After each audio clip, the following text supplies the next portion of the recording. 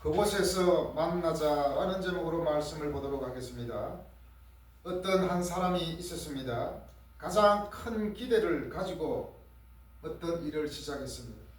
하지만 결과는 완전히 실패했습니다. 사람도 잃고 방향도 잃고 마음도 무너졌습니다. 그래서 그는 말했습니다. 야, 나는 이제 집으로 돌아간다. 비슷한 가사가 생각나죠. 꼭 마치 가끔씩 얘기하지만 꼭 오늘 본문이 선거에서 패하고 자기가 지지하는 그 사람이 떨어지자 아유 이제 끝났다 하고 집으로 돌아가는 그런 장면이 연상이 되지 않습니까? 이제 끝났다. 선거가 끝나고 그 다음날 되면 당선 사례라 그러면서 현수막을 달잖아요. 그때 어떻습니까? 마치 고요한 아침 같습니다. 고요합니다. 왜냐? 한 보름 동안 계속 선거운동하고 스피커 소리 들리고 이러다가 모든 게 멈춰지고 12시부터는 이제 선거운동 못하잖아요. 12시입니까? 9시입니까? 하여튼 새벽에는 그냥 조용합니다. 마치 그런 고요한 그런 시간이라고도 볼 수 있습니다. 오늘 본문에 나오는 두 제자도 바로 그렇게 낙향하는 그 길 위에 있다는 것입니다. 예루살렘이 아니라 엠마오로 가는 길. 그래서 오늘 제목에서 엠마오로 가는 것이 아니라 그곳에서 만나자. 바로 예루살렘에서 다시 만나자입니다. 격전의 장소 바로 그곳에서 다시 만나자. 이제 두 명의 제자가 예루살렘으로부터 약 11km 떨어진 그 엠마오로 돌아가고 있습니다. 도중에 이제 그들은 최근 발생한 일들에 대하여 서로 이야기를 주고받고 있습니다. 그런 도중에 그들은 슬프게 한 그 사건들을 모른다고 하는 낯선 사람이 옆에 따라오고 있습니다. 그리고 그는 그들로 하여금 자세한 이야기를 하게끔 유도합니다. 엠마오라는 이 말 단어 자체 우리가 뜻은 모르겠지만 왠지 굉장히 평온한 그런 어감이 느껴지지 않습니까? 해가 이제 조금씩 기울어 가고 있는 때였습니다. 두 사람은 말없이 걷고 있었습니다. 굉장히 평온한 분위기인 것 같지만 그들 마음속에는 좌절과 실패와 절망 가운데 마음을 추스리며 걷고 있습니다. 처음에는 대화를 나누었지만 이제는 같은 말을 반복할 뿐입니다. 우리는 그분이 이스라엘을 구원할 줄 알았는데 그런데 결국 십자가에 달려 죽으셨어.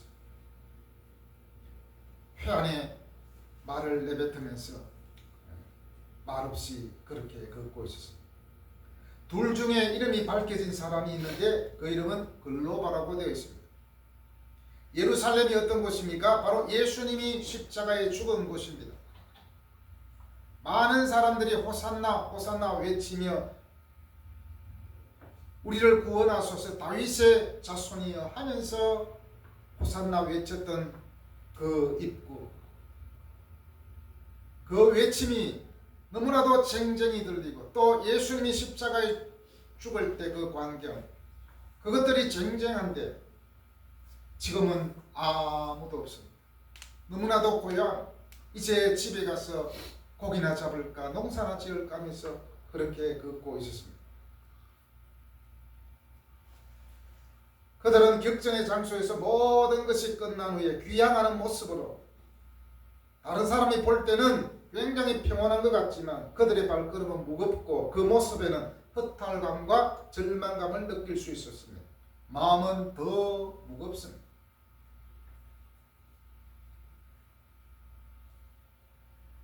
오늘 이 장면은 연극으로 치면 마지막 장면만 남겨둔 그런 시점입니다.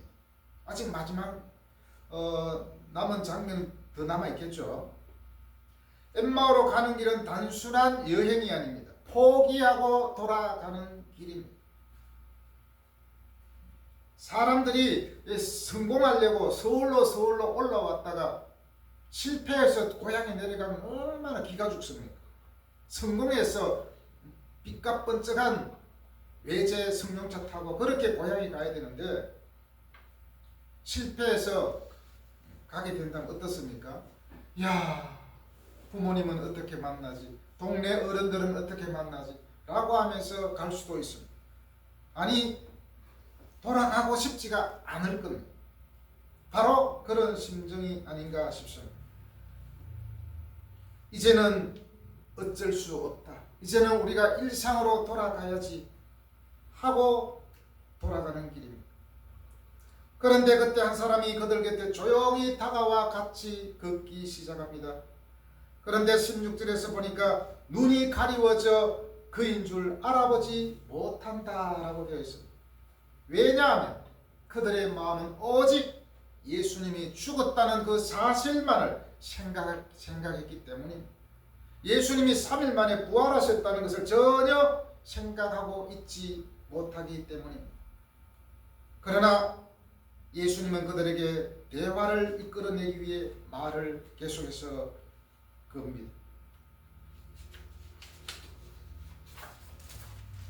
17절에 보니까 너희가 길 가면서 서로 주고받고 하는 이야기가 무엇이냐 하고 물어봅니다. 그렇지만 그들은 대답을 잘하지 않고 슬픈 빛을 띠고 있습니다. 그들은 지금 깊은 시리에 빠져 있으면 예수님의 부활을 전혀 이해하지 못했습니다. 그때 글로바라고 하는 사람이 아니 당신은 예루살렘에 체류하면서도 어떻게 거기서 일어난 일을 모를 수 있느냐? 오히려 예수님인지도 모르고 책망하는 쪽으로 대묻습니다. 우리 같으면 바로 야 내가 부활한 바로 예수야 라고 꿀밤을 한 대 줄 수도 있지만 예수님은 바로 이렇게 하시지 않고 지금 그들의 마음 상태를 아시고 있습니다. 그들이 잘 정리된 말을 하지 못하고 있기 때문에 그들의 입으로 고백하기를 원하셨기 때문입니다. 그리고 그들의 잘못된 믿음을 고쳐주기 위함이었습니다. 예수님이 이 질문은 정보를 묻는 질문이 아니라 상처를 드러내고 진리를 받아들이게 하시는 사랑의 질문이라는 것입니다. 예를 한 가지 들면 이렇죠. 어떤 한 아이가 학교에 돌아와서 평소보다도 조용히 가방을 던져둡니다. 그 아이의 아버지는 이미 그 아이가 왜 저러고 있는지 알고 있었습니다. 학교에서 무슨 일이 있었는지 친구와 다퉜다는 것도 알고 있었습니다. 하지만 아버지는 일부러 이렇게 묻죠. 오늘 학교에서 무슨 일 있었니? 알고 있으면서도 오늘 학교에서 무슨 일 있었니? 라고 묻습니다. 처음에는 어떻게 대답할까요? 아무것도 없어요 라고 말합니다. 하지만 아버지 옆에 앉아 다시 부드럽게 묻습니다. 이때 아빠가 뭐라고 말할까요? 괜찮아 말해도 돼. 그때 아이의 반응은 어떻습니까? 아무 말하지 않고 울기 시작합니다. 참고 있던 이야기를 쏟아냅니다. 그 순간에 문제가 해결된 것은 아닙니다. 하지만 아이의 마음은 이미 달라졌습니다. 이미 마음이 누그러졌습니다. 아버지의 그 따뜻한 말 한마디. 그리고 자기의 상황을 아시는 아버지께서 자기에게 질문을 하자 이제 아버지가 묻기 때문에 안심이 되었어요. 그때 이제 울음이 나오죠. 예수님의 질문도 바로 이와 같습니다. 무슨 일이냐? 라고 묻는 것은 몰라서 묻는 질문이 아니라 우리의 마음을 열게 하시는 질문이었습니다. 지금 그들의 마음은 굉장히 실망과 상실감에 젖어 있기 때문에 위로가 필요한 거죠. 그리고 예수님의 가르침은 순서가 분명했습니다. 그들의 말을 듣고 드러나게 하시고 그리고 그 위에 말씀을 얹어 분명하게 가르치시고자 함이었습니다. 이제 제자들이 그들이 이런저런 얘기를 했겠죠. 십자가의 사건과 여러 가지 상황을 우리는 그분이 우리나라를 정치로부터 해방시켜줄 그런 분인 줄 알았는데 아유 십자가에 그냥 무참하게 죽었어. 이런 말 쭉 하지 않았을 겁니까?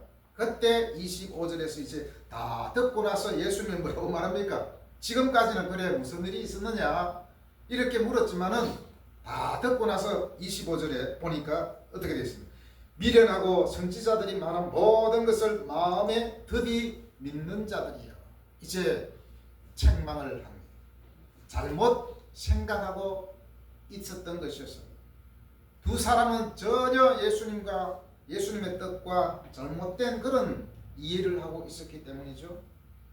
이 책망은 단순한 꾸중이 아니라 그들의 믿음의 문제를 정확히 짚어쓴 그런 말씀입니다.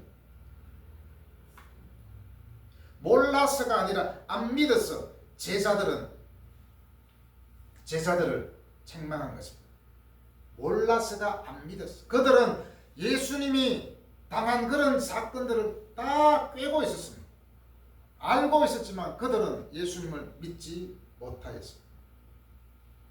그들은 예수님의 십자가 죽음도 알고 있었고 무덤이 비었다는 소식도 들었고 부활의 증언도 이미 들었습니다. 그런데 결론은 바로 믿지 않는 것이었습니다. 우리는 그가 이스라엘을 구속할 줄 알았다 라고 말. 바로 이 사람들은 뭡니까? 정보는 정확하게 알고 있었어요. 정보는 있었지만 믿음이 없었어요. 정확하게 안다라기보다 정보는 가지고 있었지만 믿음이 없었다는 거죠. 자기 기대에 맞는 부분만 믿었기 때문에 제자들은 메시아를 어떻게 기대했습니까? 아까도 언급했지만 정치적인 메시아를 기대했다는 거죠. 정치적 구원자, 로마를 무너뜨릴 왕. 하지만 예수님의 길은 달랐습니다. 고난과 십자가와 죽음 후의 부활. 바로 그들은 영광은 믿고 고난은 믿지 않았습니다. 예수 믿는 사람들은 영광만 바라보고 고난을 믿지 않는다면 그 신앙은 별로 좋지 않은 신앙입니다. 예수님은 고난 가운데 부활의 꽃이 피난 거죠. 고난 가운데 꽃이 피었습니다. 그런 무더기에 한 송이 장미가 얼마나 아름답게 보이는지 압니까? 수많은 장미가 피어있는 그 무리들 보면은 예쁘고 참 좋은 것도 맞지만은 구름더미 위에 한 송이 핀 그 장미가 얼마나 아름답게 보이겠습니까? 예수님의 사건으로 실망과 좌절에 빠진 그들에게 책망의 투로 그렇게 말씀하십니다. 미련하고 선지자들이 말한 모든 것을 마음에 드디 믿는 자들이여. 여기서 미련하다는 것은 바보스럽고 무지하다는 거예요. 알고는 정보는 가지고 있으나 그 정보에 대해서 정확하게 알지 못하고 예수님이 왜 이 땅에 오셨는지 모른다는 것입니다. 모르고 바로 믿지 않는다는 것입니다. 자, 여기에서 미련하다 할 때 원어인 아노에토스, 이 단어는 단순한 지적 둔함을 넘어서 이미 명확하게 드러난 영적 현실을 인지하지 못하는 죄악된 실패를 의미합니다. 이 말씀은 그들이 예언의 증거를 받아들이지 않으려 했던 태도를 드러내는 것이죠. 만약 그들이 저 증거를 받아들였다면 부활을 준비할 수 있었을 것입니다. 미련하다는 것은 어리석다는 말이기도 합니다. 잠언에서 이 어리석음에 대해서 잘 말해주고 있는 말씀이 있습니다. 여호와를 경외하는 것이 지식의 근본이거늘 미련한 자는 지혜와 훈계를 멸시하느니라. 바로 어리석음은 도덕적 반역이자 여호와를 경외하는 마음을 멸시하는 근시안적인 삶을 의미하는 거죠. 미련한 자는 지혜와 훈계를 멸시하느니라. 하나님의 말씀과 하나님의 교훈을 멸시한다는 것이죠. 하나님을 멸시합니다. 쉽게 말하면 낳아주신 아버지를 멸시하는 것과 마찬가지입니다. 엄마 아버지가 이렇게 자녀에게 너는 이렇게 잘 살았으면 좋겠다 하면은 막 듣지도 않고 오히려 막 공격하고 그러면 뭐죠? 미련한 자다. 왜냐? 훈계를 멸시하기 때문에 하나님의 말씀을 멸시하는 것도 또한 미련한 자고 어리석은 자입니다. 이 사람들의 방향은 어떨까요? 하나님이 원하는 방향이 아니라 지 마음대로 막 갈짓자로 갈 수 있겠죠. 여러분, 하나님의 말씀은 어떤 정보를 알려주기 위한 목적이 아닙니다. 바로 예수 그리스도를 만나고 믿게 하는 그런 책입니다. 성경의 목적은 지식이 아니라 믿음입니다. 성경을 믿지 않는 사람도 읽을 수 있습니다. 알 수 있습니다. 세상 사람들도 알고 있는 게 많습니다. 그러나 믿음이 없는 게 문제죠. 요한복음 20장 31절에서 가장 분명하게 말해줍니다. 오직 이것을 기록하면 너희로 예수께서 하나님의 아들 그리스도임을 믿게 하려 함이요. 성경을 기록한 이유는 바로 하나님의 아들 그리스도이심을 믿게 하려 함이라는 것입니다. 또 너희로 믿고 그 이름을 힘입어 생명을 얻게 하려 함이니라. 바로 영생을 얻게 하기 위해서 성경을 기록했다는 것입니다. 줄여서 말하면 성경의 기록 목적은 정보 전달이 아니라 믿음과 생명을 주기 위한 목적이 있다는 것입니다. 바로 여기에 엠마오 제자들이 실패한 이유가 있는 것이죠.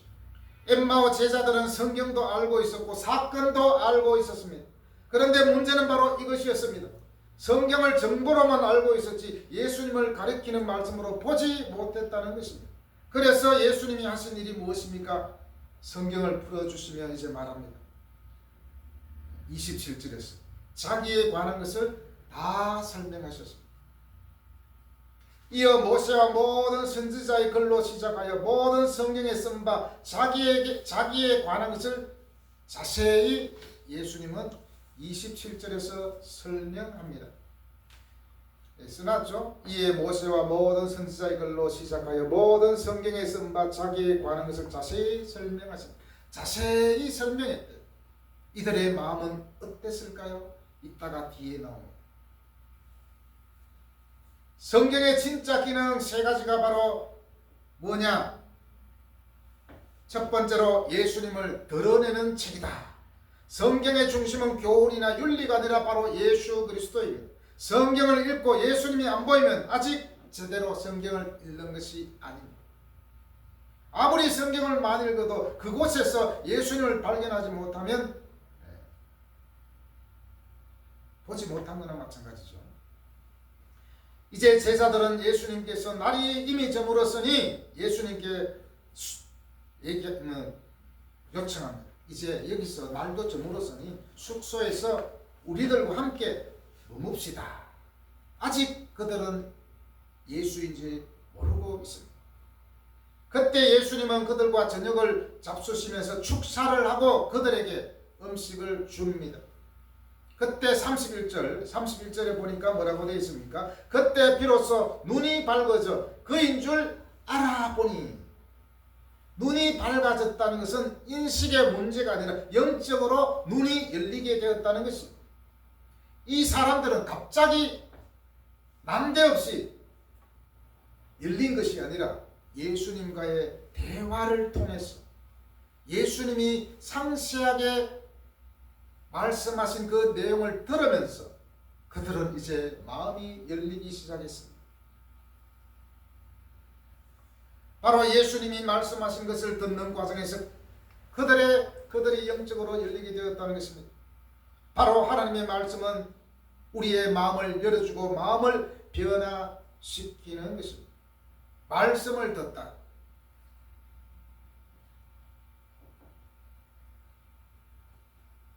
두 번째로 성경은 바로 사람의 마음을 변화시키는 그런 말씀입니다. 엠마오 제자들이 이렇게 고백하죠. 우리 속에서 마음이 뜨겁지 아니하더냐. 성경은 단순한 정보가 아니라 사람의 내면을 태우고 변화시키는 말씀입니다. 두 사람은 예수님이 말씀하실 때 마음이 뜨거워지기 시작했어요. 분명히 이 사람이 예수님인지 알 수는 없으나 말씀을 계속 들으니까 뜨거워졌대요. 바로 성경은 단순한 정보가 아니라 우리의 마음을 변화시키는 그런 말씀입니다. 어떤 한 사람이 있었습니다. 삶이 너무너무 지쳐 아무것도 하고 싶지 않았습니다. 예배도 형식적으로 드리고 말씀도 그냥 듣기만 들었습니다. 그런데 어느 날 성경 설교 중에 한 구절이 귀에 들어옵니다. 두려워하지 말라, 내가 너와 함께함이라. 그 순간 이상하게 마음이 흔들립니다. 그리고 집에 돌아가는 길에 이런 생각이 듭니다. 아, 하나님이 그래도 아직 나랑 함께 계시는구나. 상황은 사실 하나도 바뀌지 않았습니다. 그럼에도 불구하고 그 마음에 말씀이 들려지고 하나님이 나와 함께 하고 계시는구나. 그 생각이 지나갔습니다. 그래서 어떻게 되었습니까? 마음이 다시 살아나기 시작합니다. 엠마오로 가는 제자들이 바로 그런 경험을 한 거죠.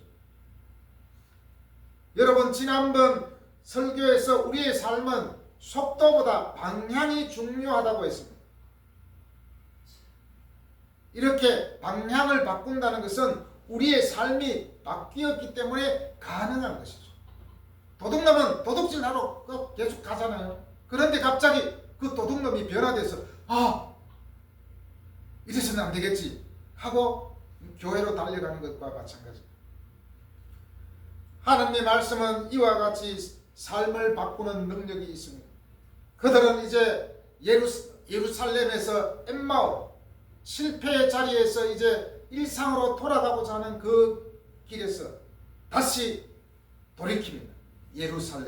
예루살렘이 어떤 곳입니까? 예수님이 십자가에 죽으시고 예수님이 부활하신 그런 곳입니다. 한마디로 그들은 사명의 자리로 돌아가는 것이죠. 일상의 자리가 아니라 다시 전투적인 자세를 취하게 되는 거죠. 만약에 군인이 아직 전쟁이 끝나가지고 이제는 집으로 가자 이렇게 하면 어떻게 됩니까? 안 되죠. 그래도 군대로 돌아가야 됩니다. 지더라도.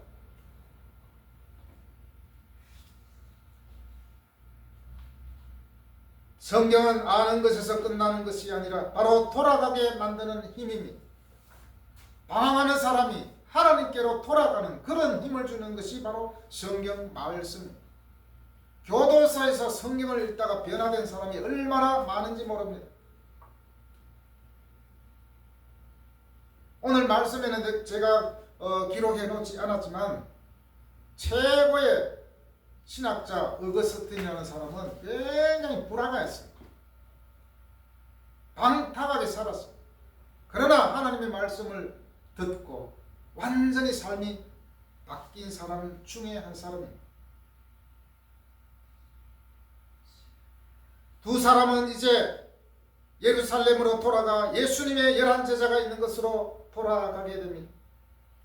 그들의 마음은 진짜 뜨거워진 마음으로 그렇게 해서 삶의 방향이 바뀌게 될 것입니다.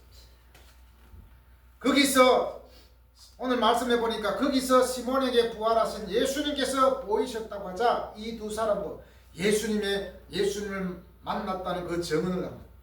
우리도 마찬가지입니다. 하나님의 말씀을 듣고 변한 뒤 사람은 단순히 교회만 왔다 갔다 하는 그런 교인이 아니라 예수님을 증거할 수 있는 데까지 변화되는 것입니다. 사실 믿음이 없는 사람에게 전도하러 가는 것은 엄청난 부담일 것입니다. 여러분, 변화는 세상의 어떤 논어 맹자 이런 걸로 변하지 않습니다. 오직 우리의 변화는 하나님의 말씀으로 가능하다는 것입니다. 가장 대표적인 사람이 또 누구냐? 존 웨슬리 목사님. 아니, 목사님이 존 웨슬리는 이미 목사였고 선교도 다녀온 사람이었습니다. 그런데 그는 마음속에 확신이 없었습니다. 야, 나는 정말 구원받은 것일까? 그래서 영적으로 지쳐있는 어느 날 올더 스케이터 거리의 한 모임에 억지로 참석하게 됩니다. 그곳에서 누군가가 마르틴 루터의 로마서 서문을 읽고 있었습니다. 그 말씀을 듣는 순간 웨슬리는 이렇게 기록합니다. 내 마음이 이상하게 뜨거워지는 것을 느꼈다. 그 순간 그는 깨닫습니다. 그리스도께서 나를 위해 죽으셨고 나를 구원하셨다. 그 이후에 그의 삶은 완전히 바뀌게 됩니다. 낙심에서 확신으로 바뀌게 됩니다. 형식적인 신앙에서 살아있는 믿음으로 바뀌게 됩니다. 머무름에서 복음 전도로 바뀌게 됩니다. 안주하고 형식적인 신앙으로 그렇게 목사인데도 그렇게 살았지만 변화됨으로 말미암아 그의 마음이 뜨거워졌고 결국 영국 전체의 부흥으로 이어졌다는 것입니다. 히브리서 4장 12절에서 말씀합니다. 하나님의 말씀은 살아있고 활력이 있어 좌우의 날선 어떤 것보다도 예리하여 혼과 영과 및 관절과 골수를 찔러 쪼개기까지 하며 또 마음의 생각과 뜻을 판단하나니. 하나님의 말씀은 마치 의사가 사용하는 수술용 칼과 같아서 메스와 같아서 우리의 마음을 변화시키는 능력이 있다는 것입니다. 우리는 실패해서 엠마오로 돌아가는 것이 아니라 사명의 자리, 일할 수 있는 그 자리, 격전의 자리, 전쟁터로 또 나가야 되는 거예요. 군인은 전쟁터에서 싸우다 죽는 게 진정한 군인이라고 말하지 않습니까? 인생이라는 거대한 전장터에서 우리는 믿음으로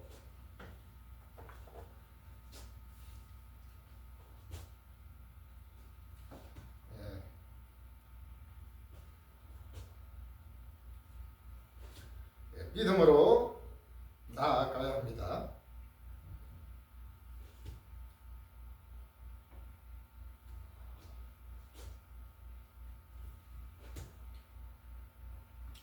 바로 이렇게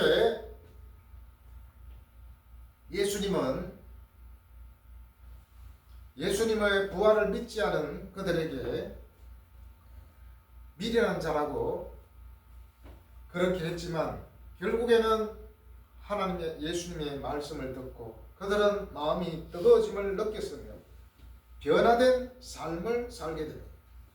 사명의 자리로 돌아가게 됩니다.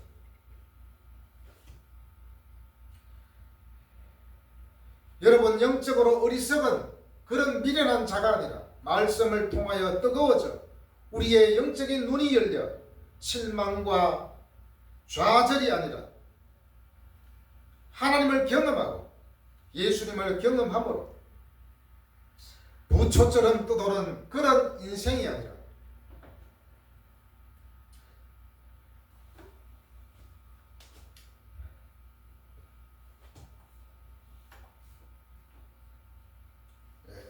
부초처럼 떠도는 그런 인생이 아니라 하나님께 붙잡혀 사는 우리가 되기를 바랍니다. 아멘. 노래도 있잖아요. 우리의 인생은 부초와 같다고. 부초는 계속해서 떠돌아다니고 많은 사람들 중에 방향을 잡지 못하고 목적지를 잡지 못하고 이리저리 갈짓자로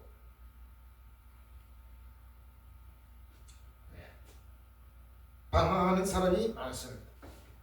그런 우리가 아니라 정말 우리의 인생의 방향은 정해져 있습니다.